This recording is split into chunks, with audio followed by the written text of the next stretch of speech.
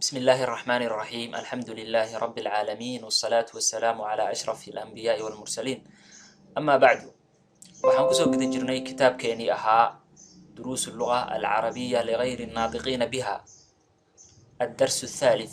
درسigii saddexaad ayaan guda gelaynaa maanta in sha allahu tacaala darsigani waxaan ku baran doonaa wax la yidhaahdo annakira iyo almacrifa nakira maxaa la dhahaa macrifana maxaa la dhahaa nakiradu waa magac lagu magacaabo wax guud oo baahsan oo aan cayinayn nakiradu waxaan dhahnaa waa magac lagu magacaabo wax guud oo baahsan oo aan cayinayn sida tusaale ahaan baytun oo kale hadda baytun waa guri walba ayay ku dhacaysaa baytun guri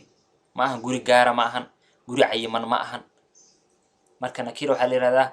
waa magac lagu magacaabo wax guud oo baahsan oo aan cayinayn macrifo waa magac cayiman oo la isla garanayo albaytu gurigii waa guri la isla garanayo albaytu waa magac cayiman waa wixii lagu magacaabo ayaa la yidhahdaa macrifo nakirada al hore kuma wadato macrifadana al ayay hore ku wadataa tanwiinta u dambeyso nakirada haddii al la geliyo tanwiintii waxay isku bedelaysaa hal shaqal laba shaqalka ay nakirada wadato haddii al hore laga geliyo waxay isku bedelaysaa hal shaqal baytun maxaa la dhahaa albaytu baytun waa maxay waa nakiro waa guri walbay ku dhacaysaa hal guri maahan guri qaasa maahan baytun guri albaytu waa guri la garanayo baytu albaytu gurigii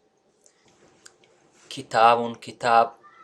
alkitaabu kitaabkii kitaabun waa nakiro alkitaabuna waa maxay waa macrifo nakirada haddii al hore laga geliyo maxay isku bedelaysaa waxay isku bedelaysaa macrifo kitaabun kitaab alkitaabu kitaabkii qalamun waa nakiro al hore ka geli alqalamu waxay isku bedela macrifo tanwiintii saarneedna waxaa laga dhigay hal god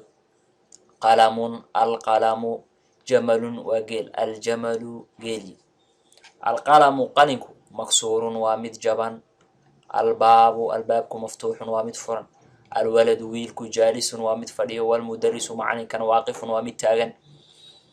waaxid alkitaabu kitaabku jadiidun waa mid cusub walqalamu qalinkana qadiimun waa mid duug ah ithnain alximaaru dameerku sagiirun waa mid yar walxisaanu faraskuna kabiirun waa mid weyn ثلاثة الكرسي كرسيgu مكسور waa mid jaban أربعة المنديل istiraashadu وسق waa mid wasaq ah خمسة الماء biyuhu baaridun waa kuwa qabow ستة القمر dayaxu جميل waa mid qurxoon سبعة البيت gurigu قريب waa mid dhow والمسجد masaajidkuna بعيد waa mid fog ثمانية الحجر dhagaxu ثقيل waa mid culus والورق waraaqadana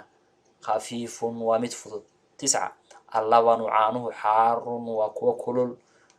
10 الqamiisu shaatigu nadiifun waa mid nadiif ah